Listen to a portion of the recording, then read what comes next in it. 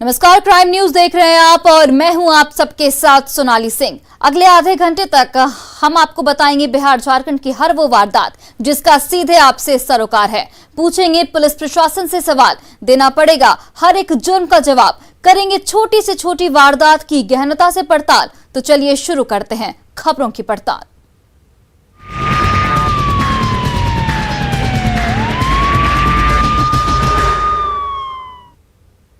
कैमूर जिले में भाई भाई के रिश्ते को शर्मसार करने वाली घटना सामने आई है। यहां मोहनिया थाना क्षेत्र के सोंधी गांव में महज 500 रुपए के लिए बड़े भाई ने अपने ही छोटे भाई की डंडे से पीट पीट कर हत्या कर दी। ग्रामीणों की सूचना पर पहुंची पुलिस ने शव को आरोपी बड़े भाई को गिरफ्तार कर लिया है और शव को परिजनों को सौंप दिया है। बताया जा रहा है कि आरोपी बड़ा भाई मजदूरी करता है, जिसने महज 500 रुपए के लिए अपने छोटे भाई की हत्या कर दी।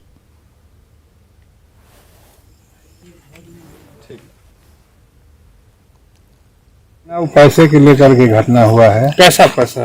अरे 500 रुपया को लेकर के मारपीट कर दिया। मारने वाले कौन है मृतक के? मृतक का बड़ा भाई है। सिर्फ 500 रुपये के लिए? 500 रुपये के लिए मारपीट कर दिया। और देखिए, राजधानी पटना के पुनाईचक में अपराधियों ने CPWD के ठेकेदार को गोली मार दी। ठेकेदार को उसके घर के दरवाजे पर ही गोली मारी गई। घर की महिला सदस्य टहलने के लिए निकली थी और दरवाजे के पास ही उससे चैन स्नैचिंग की कोशिश की गई। अपराधी से तकरार हुई। इस बीच बचाव करने आए ठेकेदार को गोली मार दी गई। पुलिस इस पूरे मामले की जांच में जुट गई है।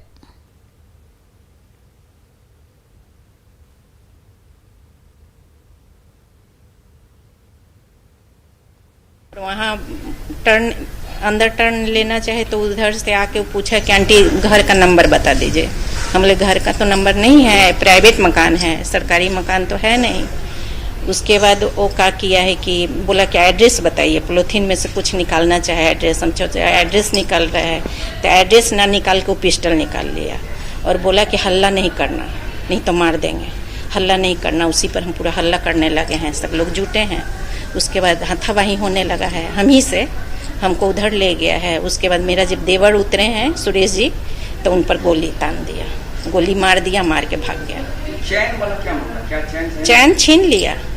हाँ, आधा टूट गया। मेरे हम पकड़े हुए थे ना ऐसे करके साड़ी से, तो आधा ले गया और आधा रह गया। हम सुबह में 6 बजे टहलने जा रहे हैं। यहाँ घर के अंदर नहीं, वहाँ जहाँ आप खड़ा हैं, हाँ वहीं। अकेला था वो अकेला था। राजधानी पटना में आप अपने घर में भी सुरक्षित नहीं हैं। हम इस वक्त पुनाईचक इलाके में हैं और ये घर CPWD के ठेकेदार सुरेश चंद्र जी का है। और यहाँ पर देखिए, ठीक घर के बाहर में ये खून का धब्बा जो है वह दिख रहा होगा। और यहीं पर अभी से थोड़ी देर पहले लुटेरों ने यहाँ पर एक महिला है उनको टारगेट किया। वो सोने की चेन पहनी हुई थी और चेन स्नैचिंग के क्रम में महिला के साथ विवाद हुआ, छीना झपटी हुई और अपराधी के हाथ में एक चेन जो है उसका आधा पार्ट जो है वो चला गया। उसके बाद महिला ने चिल्लाना शुरू किया। आसपास के लोग यहाँ इकट्ठे हो गए। उनके जो देवर थे, जो ऊपरी मंजिल पे थे, यहाँ इस मकान के ऊपरी मंजिल पे, वो निकलकर बाहर आ गए। और इसी दौरान जो अपराधी है उससे हाथापाई उनकी होने लगी। और जब अपराधी ने देखा कि वो पूरी तरह घिर गया, तब उसने पिस्टल निकाली और जो महिला है उनके देवर को गोली मार दी है।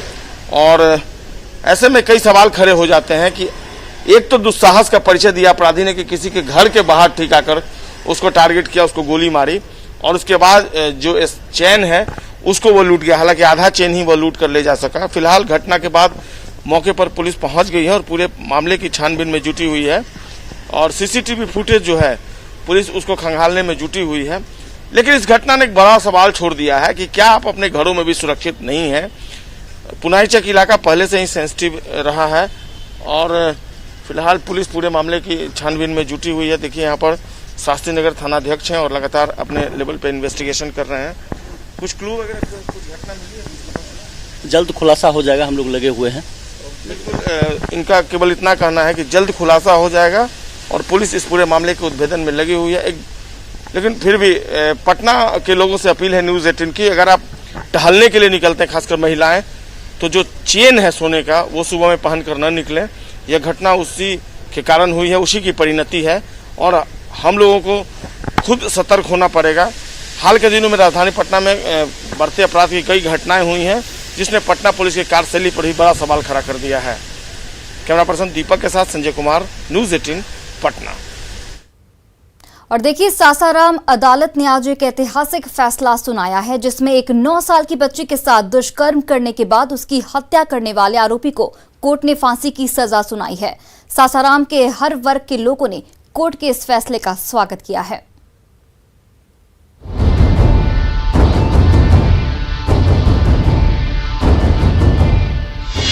अदालत का ऐतिहासिक फैसला, दुष्कर्मी को मिली मौत की सजा। कोर्ट के फैसले से लोगों में खुशी, हवसी भेड़ियों पर लगेगा लगाम। सासाराम में इंसानियत को शर्मसार करने वाली ये घटना 14 नवंबर 2020 को घटित हुई थी, जिसमें आरोपी बलराम सिंह ने 9 साल की एक बच्ची को बहला फुसलाकर अपने घर में ले जाकर उसके साथ दुष्कर्म किया था। जब बच्ची चिल्लाने लगी तो वहशी दरिंदे ने बच्ची की हत्या कर दी। उम्र 9 वर्ष का हत्या बलात्कार करने के बाद में उसको हत्या कर दी गया। हत्या करने के बाद में उसको मुदाले ने एक काठ के बक्सा में अपने घर में बंद कर दिया। दिल को झकझोर देने वाली इस घटना के बाद जांच में जुटी पुलिस ने पॉक्सो एक्ट की धारा भी लगाई। इस मामले में सुनाई गई तिथि के बाद एडीजे 7 की कोर्ट ने आरोपी को फांसी की सजा दे दी। घटना 14/11/20 को है और चार्जशीट 30/11/20 को हुई है और चार्ज हुआ 5/1/21 को। इसके बाद आज फांसी की सजा हुई है। इसमें हमने 11 गवाहों को प्रस्तुत किया है एडीजे 7 साहब के समक्ष, और गवाहों ने पूरी केस को समर्थन किया है और समर्थन के बाद में आज फांसी हुई है। जिस समय सासाराम जिले में मासूम बच्ची के साथ ये घटना हुई, उस वक्त चारों तरफ हाहाकार मच गया था, लेकिन दुष्कर्मी को मिली फांसी की सजा को लेकर आज परिजनों में खुशी है। हम बहुत खुश है, संतुष्ट है। समाज में ऐसा करने वाले को सोचे हम ऐसा नहीं करें, बच्ची के साथ ऐसा तो करना नहीं चाहिए, ऐसा को तो फांसी देना चाहिए। बहुत संतुष्ट है, खुश है, हमको न्याय मिला है। आए दिन मासूमों के साथ होने वाली दुष्कर्म की घटनाओं से पूरा समाज शर्मसार होता आ रहा है। इस तरह की घृणित घटनाओं में हो रही वृद्धि समाज के लिए चिंता का विषय बनती जा रही है। उन सब के बीच न्यायालय का इस तरह का फैसला काफी सराहनीय है। कोर्ट के ऐसे फैसलों से समाज में रहने वाले पापी वहशी भेड़ियों में कहीं न कहीं खौफ का माहौल बन पाएगा। न्यूज़ 18 के लिए सासाराम से अजीत कुमार की रिपोर्ट। बिहार शरीफ के हरनौत बाजार में बुधवार को दुकानदार से हुए लूटपाट का सीसीटीवी फुटेज सामने आया है। तस्वीरों में साफ दिख रहा है कि 3 नकाबपोश बदमाश दुकान के अंदर दाखिल होते हैं और तमंचा लहराकर नोटों की डिमांड करते हैं। जब दवा दुकानदार आनाकानी करते हैं तो ये अपराधी उन्हें थप्पड़ पर थप्पड़ जड़ते दिख रहे हैं।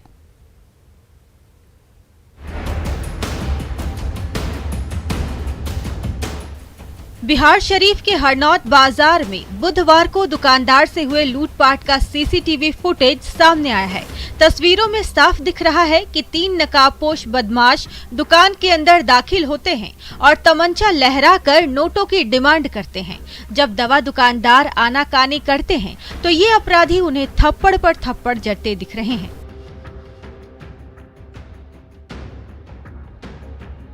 दवा व्यवसायी को बंदूक की नोक पर बंधक बनाते हुए गले से रुपयों की लूटपाट करने लगे। जहां विरोध करने पर दवा व्यवसायी मथुरा प्रसाद का सिर फोड़ दिया गया। वहीं दूसरे व्यवसायी रवि रंजन के जेब और गले से 30,000 निकाल लिए गए। दोनों से करीब 50,000 की लूट कर ली गई थी। लूट की घटना से आसपास के दुकानदार डरे सहमे हुए हैं। इस मामले के उद्भेदन के लिए पुलिस लगातार छापेमारी कर रही है। नवादा में चोरों के हौसले इतने बुलंद हैं कि ब्लॉक परिसर से चोरों ने बाइक चोरी की घटना को अंजाम दिया है। पूरा ब्लॉक परिसर सीसीटीवी कैमरे की जद में है, फिर भी चोरों ने क्लर्क मिथिलेश कुमार की बाइक की चोरी कर ली। अभी तक बाइक का कोई पता नहीं चला है। ब्लॉक परिसर से बाइक चोरी की घटना का जायजा लिया न्यूज 18 से हमारे सहयोगी अनिल विशाल ने।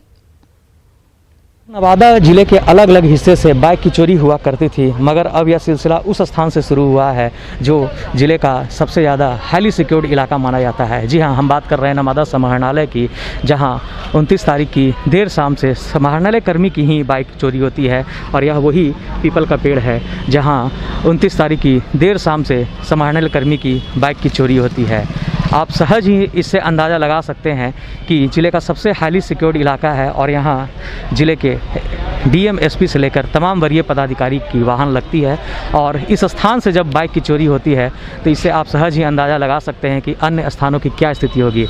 सिक्योरिटी के नाम पे यहाँ पूरा इलाका सीसीटीवी के जद में है, मगर अभी तक उस सीसीटीवी का ऐसा कुछ इस्तेमाल नहीं किया गया है जिससे चोर और बाइक के बारे में कुछ सुराग लगाया जा सके। हालांकि मुख्य द्वार पे गार्ड्स की तैनाती ज़रूर है, मगर वह अभी भी पर्याप्त नहीं दिख पा रहा है क्योंकि मुख्य द्वार पे वाहनों की चेकिंग नहीं होती है। लोग बेधड़क समाहरणालय परिसर में घुसते हैं, किस कार से कौन आ रहे हैं यह पता नहीं चल पा रहा है, जिसके कारण जो चोर है वो बेखौफ इस परिसर में दाखिल होते हैं और समाहरणालय कर्मी की ही बाइक लेकर उड़ जाते हैं। तो ऐसे में यह सवाल उठता है कि आखिर यहाँ पर किस प्रकार की सुरक्षा व्यवस्था है कि समाहरणालय कर्मी की ही बाइक यहाँ से चोरी हो जाती है। अनिल विशाल, न्यूज़ 18 नवादा।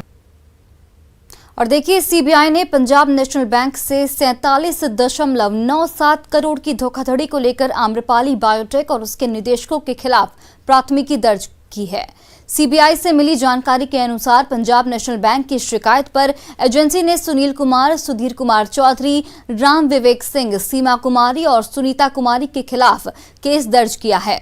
इन सभी पर बिहार के बक्सर के नवानगर और नालंदा के राजगीर में फूड प्रोसेसिंग प्लांट लगाने के नाम पर बैंक के साथ फर्जीवाड़ा करने का गंभीर आरोप है। इस पूरे मामले पर सीबीआई कार्यालय से अधिक जानकारी दे रहे हैं न्यूज 18 संवाददाता संजय कुमार। सीबीआई की टीम ने उन बड़े साथियों के खिलाफ शिकंजा कसा है जिन्होंने बैंक को करोड़ों का चूना लगाया है। सीबीआई से मिली जानकारी के अनुसार बिहार के बक्सर जिले के नावानगर और नालंदा के राजगीर में फूड प्रोसेसिंग प्लांट लगाने के नाम पर जालसाजों ने बैंक को करीब 47 करोड़ रुपए से अधिक का चूना लगा दिया है। जो सीबीआई से जानकारी मिली है उसके अनुसार कंपनी द्वारा एक जो ये कंपनी है उसका नाम है आम्रपाली बायोटेक। इसने फूड प्रोसेसिंग लगाने के नाम पर बैंक में आवेदन दिया और इसने बताया कि नावानगर और राजगीर में जैम, सॉस, पिकल्स और कॉर्नफ्लेक्स जैसे फूड प्रोडक्ट के लिए उसे यूनिट लगाना है और इसीलिए उसने 48 करोड़ रुपए से अधिक का कर्ज लिया। शुरुआती दौर में कंपनी ने इसके जो लोन लिया उसके लिए उसने पैसे भी चुकाए, लेकिन बाद में बैंक को इस पूरे मामले में संदेह हो गया और उसने इसकी शिकायत सीबीआई से की। सीबीआई ने जब जांच की तो प्राइमा फेसी उसे बैंक फ्रॉड के पुख्ता सबूत मिले और इस मामले को लेकर जो आरोपी हैं उनके खिलाफ केस दर्ज किया गया और इस पूरे मामले में Amrapali biotech India private limited Delhi के अलावा सुनील कुमार, सुधीर कुमार चौधरी, राम विवेक सिंह, सीमा कुमारी और सुनीता कुमारी के खिलाफ केस दर्ज करवाया गया। अभी भी अगर कह दें तो जो फूड प्रोसेसिंग प्लांट है उसके लिए वहां पर जो ढांचा है वो तैयार है, हालांकि उसमें लॉग जो है वो रहता है। ये जो दोनों कंपनियां हैं उसका जो ऑफिस है, जो कार्यालय है, चाहे वो नावानगर में हो या फिर राजगीर में हो, वहां पर कोई एक्टिविटी नहीं है। और आखिरकार अब जब सीबीआई ने इस पूरे मामले में केस दर्ज कर लिया है तो देखना होगा आगे किस तरह की असलियत खुलकर सामने आती है। कैमरा पर्सन दीपक के साथ संजय कुमार, न्यूज 18 पटना। जमुई में नक्सलियों ने चौरा हाल्ट स्टेशन को उड़ाने की धमकी दी और यहां रेल परिचालन ठप करवा दिया। ये रिपोर्ट देखिए। जमुई में नक्सलियों ने चौरा हाल्ट स्टेशन को उड़ाने की धमकी दी और यहां रेल परिचालन ठप करवा दिया। यह घटना आज सुबह 3:45 बजे की बताई जा रही है। नक्सलियों की धमकी के बाद 4:45 बजे से 5:15 बजे तक यहां ट्रेनों का परिचालन बंद रहा। स्टेशन मास्टर के मुताबिक नक्सली वर्दी में आए शख्स ने उन्हें धमकाते हुए रेल परिचालन को ठप करवा दिया, जिसकी वजह से सुबह 4:45 बजे से 5:15 बजे तक ट्रेनों का परिचालन ठप रहा। जो आदमी आया वो एक आदमी था केवल, और वो अपना हुलिया नक्सली जैसा बना के आया है, अपने को नक्सली ही बता रहा था। उसने कहा कि नक्सली बंदी है, आप ट्रेन रोक दीजिए परिचालन, और स्टेशन मास्टर से उसने ट्रेन रुकवा दिया, परिचालन रुकवा दिया। हम लोग आ चुके हैं सभी लोग। घटना की जानकारी मिलने के बाद पुलिस मौके पर पहुंची और रेलवे ट्रैक की जांच के बाद परिचालन को सामान्य करा दिया गया है। फिलहाल पुलिस मामले की जांच कर रही है। और वहीं लखीसराय में एक महिला का प्रसव के दौरान मौत हो गया, उसके बाद परिजनों ने खूब बवाल काटा। इस रिपोर्ट को देखिए।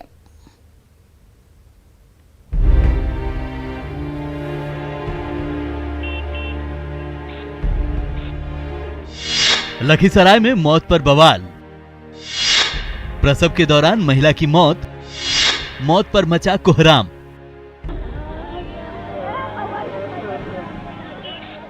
ये बीच सड़क पर स्ट्रेचर पर मौत के आगोश में सोई ये महिला, सड़क पर लोगों का भीड़, रोते परिजन, सड़क पर लगा जाम, पुलिस और पब्लिक के बीच हाथापाई इस बात का तस्दीक कर रहा है कि यहाँ कुछ गलत हुआ है। तभी लोग परेशान हैं। दरअसल मामला लखीसराय के कबैया थाना का है, जहां एक महिला की प्रसव के दौरान मौत हो गई है। तो यहाँ आए थे, फिर क्या हुआ? तो यहाँ ही तो अंदर केवल डिलीवरी हो जाएगा, हम ऑपरेशन करते हैं, बड़ा ऑपरेशन से 30-40 रुपया जमा कीजिए। अच्छा, पैसा हम जमा कर दिए। हाँ। और डिलीवरी किया, लड़का हुआ, हाँ। ठीक है से उसके बाद किया नहीं किया, उसमें देखने भी नहीं आया। और रात में पूरा दम ऐसे से चलने लगे थे। हम बोले के बाद खुलाए तो खोलने में बस ठीक है, कहते ठीक है, बस दर्द से वैसे हो रहा है। हम कि नहीं मेरा पेशेंट गड़बड़ है, तो नहीं बोलते पापा मेरा बोल रहे थे कि नहीं कुछ होगा, हम ठीक बात नहीं होगा। क्या बजे? 2:30 बजे कर दिया।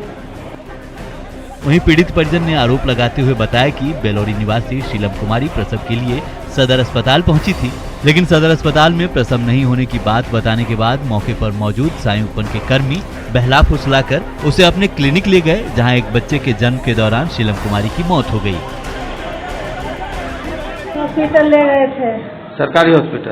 सरकारी, तो बोला कि ले जाइए, नहीं होगा डिलीवरी। वहीं मौके पर पहुंचे एसडीपीओ रंजन कुमार ने बताया कि प्रसव के दौरान शीलम कुमारी की मौत हो गई है, जिससे आक्रोशित परिजनों ने अस्पताल में तोड़फोड़ किया और चिकित्सक के साथ बहुत मारपीट की गई है। साथ ही सड़क को जाम कर हंगामा किया गया है।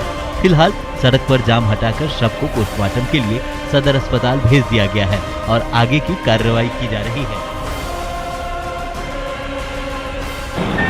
पुलिस को जब सूचना मिली तो पुलिस त्वरित कार्रवाई करते हुए जो घायल था उसका इलाज कराने के लिए ले गए, लेकिन शीलम देवी के परिजनों द्वारा रोड जाम किया गया और कोविड के अनुपालन नहीं करते हुए थाना में कोई आवेदन नहीं दिया गया। उसके अलावा उनके द्वारा कानून हाथ में लिया गया। इस संबंध में हम अलग से प्राथमिकी दर्ज करवा रहे हैं और जो इस जाम में शामिल है उनकी अरेस्टिंग भी होगी और वहाँ पोस्टमार्टम करवाया जा रहा है लाश का मेडिकल बोर्ड के द्वारा। उसमें जो लापरवाही में दोषी होंगे उन पर बताया लगातार फिर अस्पताल में मर रहे हैं लोग।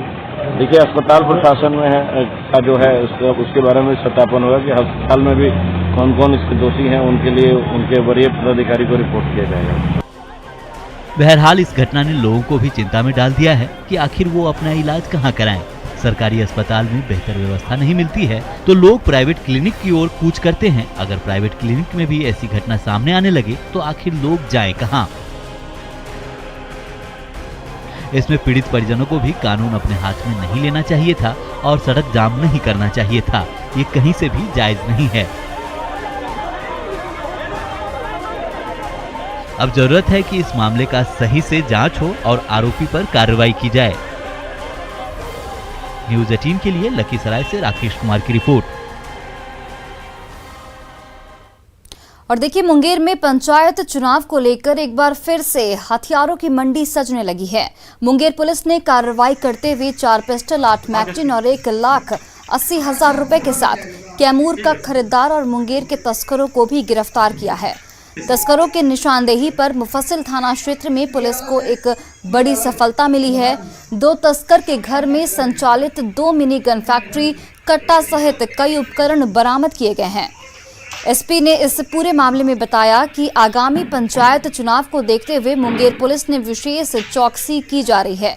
ताकि पंचायत चुनाव के दौरान हथियारों की तस्करी पर अंकुश लगाया जा सके और हथियार तस्करों के खिलाफ कार्रवाई की जा सके।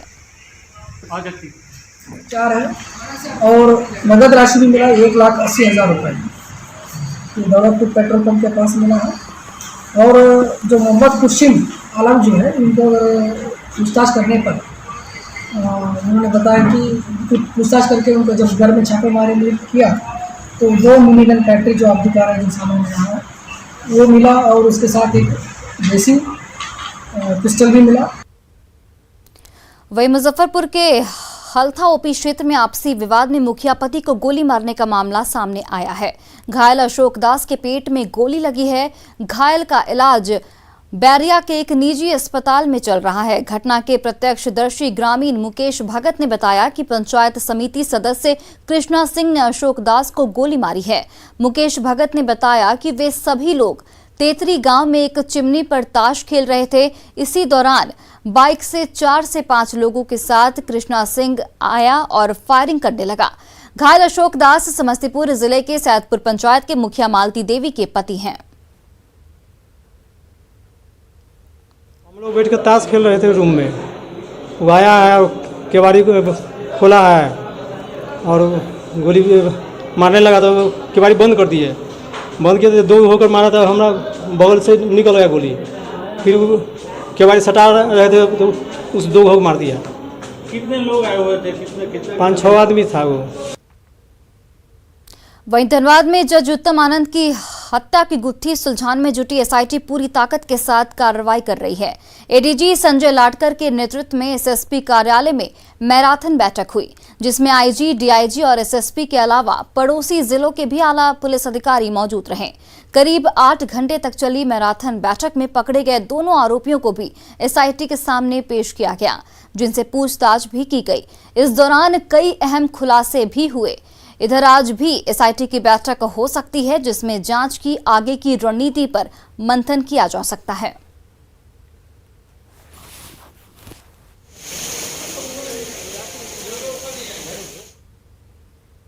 छपरा के सदर अस्पताल में जिंदा बच्चे को मृत घोषित करने के बाद परिजनों ने जमकर हंगामा किया। परिजनों का आरोप है कि इलाज के लिए जब अंश को अस्पताल लाया गया तब डॉक्टर ने मृत घोषित कर दिया। परिजन बच्चे के शव को लेकर घर पहुंचे और उसके अंतिम संस्कार की तैयारी में जुट गए। इस बीच अचानक बच्चे की सांसें चलने लगी। आनन फानन में बच्चे को दोबारा सदर अस्पताल ले जाया गया। डॉक्टर ने फिर से इलाज शुरू किया, लेकिन कुछ देर बाद बच्चे की मौत हो गई, जिसके बाद गुस्साए परिजनों ने सदर अस्पताल में जमकर हंगामा किया। परिजनों ने डॉक्टर पर इलाज में लापरवाही बरतने का आरोप लगाया है।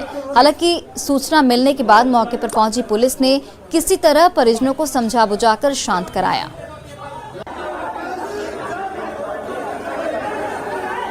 गाड़ने के लिए गंगा जी में, तो जब उसका मुंह हाथ पोंछने लगे तो देख रहे हैं कि मुंह में से फक फक बिक रहा है। तो लोग बोला कि नहीं, तो खून दाबने से बिकता है। तो फिर हाथ मला तो हाथ उससे मलनी सन, हाथों तो मलनी तो ओठवा हिले लगल हम। ओठवा हिले लगा तो कहते हैं फिर अंगुरिया हिला होता, तब उठा के हम लोग यहाँ लेके आए। फिर वहाँ पे एक डॉक्टर आए, चेक किए हैं, बोले कि जहाँ ऑक्सीजन है उसको यहाँ ले जाइए, ऑक्सीजन चलाइए, तुरंत ठीक हो जाए। तो ऑक्सीजन हम लेकर हॉस्पिटल भाग के आए हैं। उस समय डॉक्टर बोल दिया कि मर गया। और फिलहाल इस बुलेटिन में इतना ही। आप देखते रहिए न्यूज़ 18 बिहार झारखंड।